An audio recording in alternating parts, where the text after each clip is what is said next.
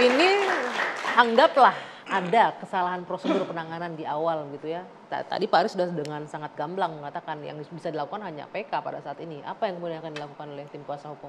Baik Mbak Anggi, kami dari kuasa hukum ya dalam hal ini ditunjuk oleh Ketua Umum ya, oleh Dewan Pimpinan Nasional Pradi, Profesor Dr. Otto Hasibuan kepada kami dengan tim kurang lebih hampir 100 orang lebih pengacara diturunkan. Untuk menangani ini? Ya. Oh banyak sekali. Ya karena kami sesudah kedatangan keluarga terpidana dan juga 4 saksi ini ke Dewan Pimpinan Nasional Pradi. Saya selaku Wakil Sekjen, di sini ada Bang Ruli Panggabean adalah Wakil Ketua Umum DPN. Jadi kami coba masuk mendalami, memang kami melihat ada banyak kejanggalan. Kejanggalan yang dimulai dari LP. Dimulai dari penerapan, ya kita sudah tahu lah bahwa itu ya prosedurnya banyak yang dilewat. Seperti ya bahwa ini kan penanganan banyak saksi dan ada tersangka waktu itu di tahun 2016 yang masih di bawah umur. Ya. Kalau di bawah umur itu wajib didampingi oleh keluarga, oleh kuasa hukumnya atau pekerja sosial atau orang tuanya. Ya, pada saat itu keterangan mereka tidak ada didampingi. Tidak ada didampingi, ya. Sehingga mereka tertekan. Itu salah satu yang kami persoalkan. Betul apa yang Pak Ari katakan tadi, memang dalam rangka kalau ini buat kami juga sama, bahwa ini sudah inkrah, sudah menjadi sesuatu yang harus kita hormati putusan pengadilan itu. Tetapi kami juga membantu ini karena ingin menegakkan keadilan, kan gitu kan. Kalau betul cerita yang disampaikan oleh rekan-rekan saksi dan juga dari klien kami seperti yang disampaikan, ini tentu ironis, kan gitu kan. Bentar, saya menanyakan ke mereka, mereka bisa mempertanggungjawabkan pernyataannya katanya. Kalau Anda selaku penasihat hukumnya percaya dengan pernyataan klien Anda berdua? Ya, kalau saya yakin. Bang Ruli ada juga? Ya saya kira dengan kita mau menjadi kuasanya ya kami yakin. Tidak ada keraguan dengan pernyataan mereka ya? Sampai hari ini yakin. Tidak ada keraguan. Nah, bahwa kemudian ini sudah inkrah, satu-satunya jalan Pak Ari hanya bisa dengan PK ya. Apa yang akan dipersiapkan untuk PK? Ya tentu inilah keberadaan kami di sini adalah dalam rangka itu. Mencari mengumpulkan bukti, mencari bukti baru, kemudian kami bikin investigasi internal, bagaimana rangkaiannya dan lain sebagainya. Ya itulah yang akan kami pergunakan dalam PK nanti. Gitu loh. Jadi pengakuan mereka ini ya kita coba. Tapi Pak Arianto sudah betul itu menyatakan bahwa itulah salah bagian daripada bukti-bukti yang atau alat yang kami pakai nanti dalam PK. Tapi Pak Ari menyebutkan bisa ada kesalahan, bisa enggak gitu Pak ya. Dengan kondisi gini apa yang membuat Anda yakin bahwa ini bisa aja enggak terjadi kesalahan prosedur di awalnya? Saya nggak mengatakan tidak terjadi kesalahan. Saya tadi udah bilang ya. 50-50 di dalam berarti. Penyidikan, saya 50 tahun ya dari polisi ya, menyidik itu. Sangat mungkin terjadi kesalahan prosedur itu. Kesalahan prosedur itu macam-macam. Ada yang kesalahan prosedur gini ya, contoh. Kalau di dalam KUHP sekarang kan, kalau manggil orang kan harus pakai LP duluan. Ya. Tetapi kalau begitu kita menerima suatu kejadian gitu ya, yang tertangkap tangan ataupun apa itu, kita langsung tangkap begitu. Nggak sampai bikin LP dulu kan enggak. Itu makanya kan salah prosedur itu.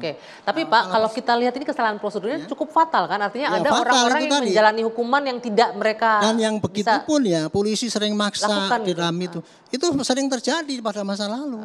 Gitu loh. Berarti Anda mengakui berarti itu ada ya? Iya, kalau untuk kasus ini Anda yakin nggak itu ada juga? Terjadi dalam proses penyidikan.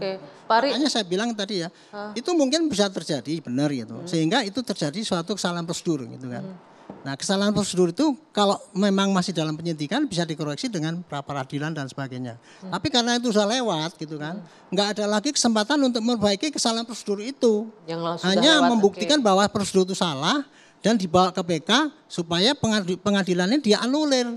Itu jalannya gitu. Bang Frederick, Anda sebagai praktisi hukum juga pasti sering kali juga menemukan kasus yang seperti ini ya. Bahwa ada kesalahan prosedur di awal, tapi ini luar biasa loh. Akibatnya 5 orang menjalani hukuman seumur hidup loh atas perbuatan yang tidak mereka lakukan. Ya Pertama kali ya kan saya harus jelaskan bahwa kita harus menghormatin putusan hukum yang berkekuatan hukum. Senang tidak senang, benar tidak benar, kita harus mentaati. Itu prosedur satu. Satu-satu jalannya sebagaimana Pak Arianto yang memberitahukan bahwa itu hanya upaya PK. Tapi dalam hal ini saya harus mengingatkan kepada para saksi yang mencabut keterangannya. Anda waktu memberikan keterangan di depan sidang itu di bawah sumpah. Kemudian saya lihat dalam berkas sidangnya, semua saksi-saksi itu telah namanya konfrontir dengan pada namanya saksi verbalisan, dan mereka mengakuin bahwa apa yang diperiksa di BAP itu benar. Karena ada tekanan dari polisi katanya, dari aparat penyidik. Itu kan sekarang baru mengatakan.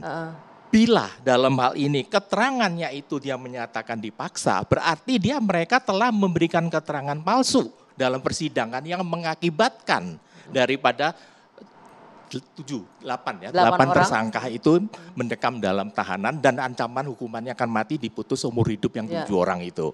Berarti mereka itu akan diancam dengan pasal 242 yaitu pasal 174 ancaman hukumannya 9 tahun. Mereka itu harus ingat, Pak. Oke. Andai kata itu benar dia mencabut dan mengatakan bahwa sebetulnya yang di dalam itu adalah korban, mereka masuk. Tapi saya yakin mereka nggak paham dengan itu, Pak Frederick. Ya, jelas dalam hal ini ya saya hanya menjelaskan bahwa bagaimanapun juga itu kan wewenang penyidik ya, bukan saya yang menjelaskan. Oke, ya.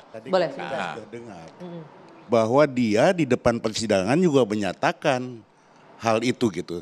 Tapi hakim itu tetap pada BAP. Itu masalahnya. Tapi sudah diperiksa oleh saksi verbalisan, Pak. Betul. Verbalisan itu sudah dikonfrontir sama mereka. Masalahnya dan akhirnya mereka itu, saya melihat dalam catatan berkas sidang loh. Betul. Saya tidak ikut sidang, saya tidak tahu apa yang itu sebenarnya terjadi. Sama. Tapi kan mereka itu sekarang mengakuin di depan hakim. Oleh karena itu adalah salah satu pertimbangan hakim untuk menjatuhkan putusan tersebut. Saya hanya mengingatkan bahwa ini klaim daripada Bapak, kemungkinan akan dijerat 242-174. Kemungkinan loh, tapi itu wewenang polisi, bukan saya. Saya hanya menjelaskan sebagai praktisi hukum, saya memberitahukan kemungkinannya demikian. Kalau kesalahan prosedur itu formil, nggak bisa diapa-apain itu. Sudah lewat, jadi satu-satu upaya masih bisa diharapkan itu melalui PK. Kalau PK itu mereka 7-8 terpidana itu dinyatakan bebas, tidak terbukti misalkan. Karena mereka itu kan hanya salah satu alat bukti kan, saksi kan. Harus dikaitkan dengan alat bukti lainnya. Itu nantilah majelis hakim yang menilai apakah dalam hal ini layak atau tidak layak dikabulkan. Tapi dalam hal ini jangan lupa putusan tersebut bahwa misalkan dinyatakan mereka tidak bersalah, perkara ini tidak bisa disidik ulang pasal 76 KUHP. Yang udah jelas kan Pak itu kan tidak bisa untuk diperiksa 2 kali. Ya berarti akan menjadi bumerang ini. Baik. Nanti saya juga akan menanyakan ke Mas Pram dan Mas Teguh bahwa ada ancaman bahwa memberikan keterangan palsu di persidangan. Tapi saya yakin mereka juga tidak paham itu ketika memberikan keterangan. Kita akan bahas usai jeda saat lagi di Dua Sisi. Tetaplah bersama kami.